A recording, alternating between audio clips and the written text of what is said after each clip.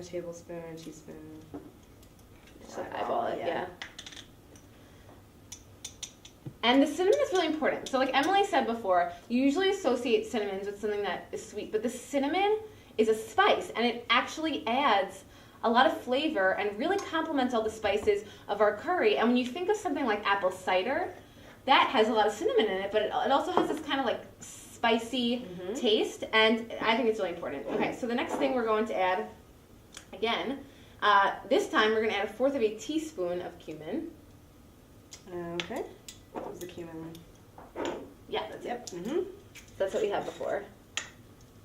So that you can kind of just shake in into like the pot. I think that's probably good. Good. Yeah. Yep. Okay, and then we're going to add 1/2 tablespoon of mustard. And this isn't the kind of mustard that you put on your hot dog or hamburger or tofu dog if you're a vegetarian. This is ground mustard, and like we were saying before, along with the turmeric, it adds this beautiful yellow color, but it also like helps balance everything out and mute the taste of things, sort of. And I think it's really delicious. I was looking at a lot of different curry recipes when I was just making this, and a lot of them called for like a dash of mustard, but I wanted to add more of it. I found it to be like really important, and this is why you want to put less of the spices in your jars, because it's kind of sticking. Yeah, because it kind of gets stuck. But yeah. Probably go yeah. more. Yeah. But yeah, you always want to leave room for it to be able to shake itself out. Yeah. But the mustard is delicious, and Emily, when we were in London, made mac and cheese. I'm pretty sure it had powdered mustard. It did, yeah. You have to get, it's like it looks like just regular powder. It looks just like a yellow powder. But it adds like a different layer of like tanginess to things, which is really good, especially when you're already using cheese, and that kind of has like a sharper cheddar. And it uses that kind of thing, and that's like kind of what makes it really, really good. It was like my mom's recipe, and I had no idea she'd put that in it, but I tasted it and I was like, oh yeah, like now that I've made it, I can like sort of pick it out a little bit. Yeah, so the mustard is really important. It sounds kind of weird because you wouldn't think like mustard in an Indian dish because we think of it as something that's really American, but mustard seeds. So mustard is in this. Okay, so then we're going to add a tablespoon of turmeric, and a tablespoon sounds like a lot. I'm just going to shake it. A tablespoon sounds like a lot. But just to show you right now how much beautiful color it adds and how much color we have going in here. And it's just like the earthiest, it just smells like earth is really the best way to describe it, I think. It feels really natural. And it just smells really natural. And it also sort of mutes the flavor. And I guess you could be wondering, like, why do we want to mute the flavor of the curry? But all these things, it's like a math equation kind of, and they all like work together to balance each other out. Okay, so the next thing we're going to add is a tablespoon of coriander, which I've got also. And the coriander is a pretty strong scent. I can smell it from like over here.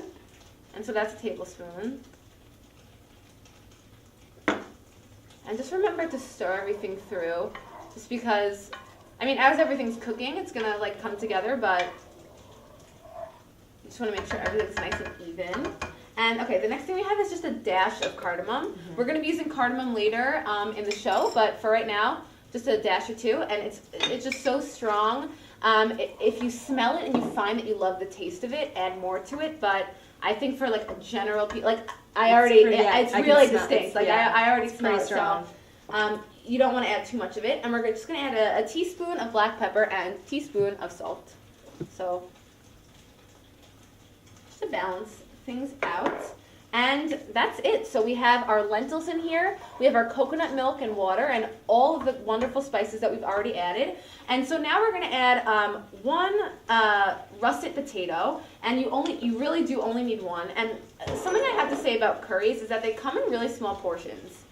Yeah. You never get a huge plate of curry. It just doesn't happen. And that's because curries usually come with a lot of different side dishes, which we'll talk about a little bit later. So don't go crazy. You just need one potato, a little less than a pound. And so we're going to add a potato and cauliflower and lentils. And this is like a pretty traditional mix of vegetables to add to your curry. If we wanted to, we could have also done like lentils, tomato, and spinach or something like that. But I kind of like potato and cauliflower in this.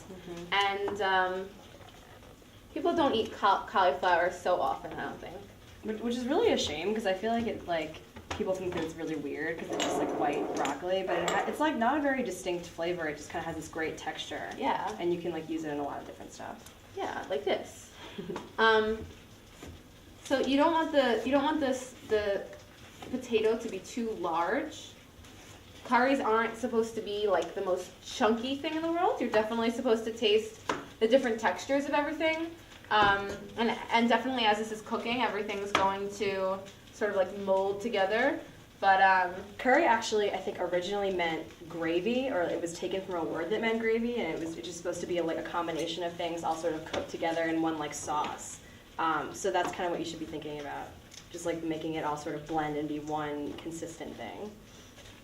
yeah, so, and you don't, the other thing about curry is that since the dish is so small, because you have so many options to put on the side, you don't need to go so crazy with like spending money on an entire vegetable. Like here I just purchased half of a cauliflower instead of having the rest of it go to waste, and I only needed to use one potato, and the lentils I can use for anything. Okay, so we have all this in. We're gonna put this back on the stove for probably about 20 minutes. And our basmati rice is probably ready. I hear it crackling back there. And so we're going to put this back on the stove, and when we come back, we're going to make a mango lassi. See you in a minute.